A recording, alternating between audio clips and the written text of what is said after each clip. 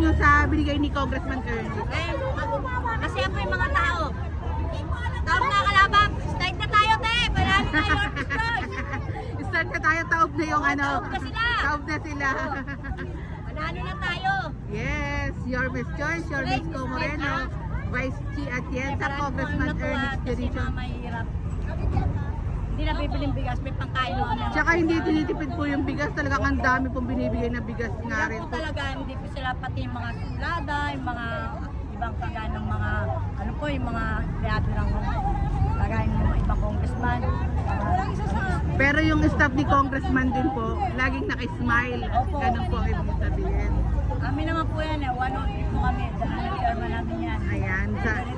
And meron po kayong mensahe kay Congressman Ernix? Sana, siya pa rin, hanggang sa ano, siya pa rin. Abutin niya yung mayor. Looking forward in Jesus' name. Abutin niya pa po yung mayor kanyo, sabi niyo kay Jonix po. Ayan. Mensahe po ng pasasalamat.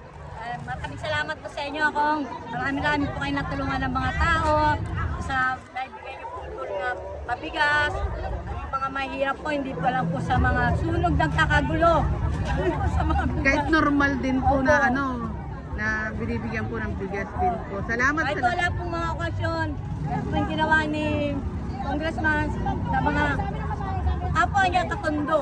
Opo. Ang sinasabi kasi ni nanay, nakakatanggap lang pag may sunog, pero kay Congressman Ernie, Saka kung may mga special mga okasyon. opo. Pero kay Congressman, ayun, walang okasyon, meron.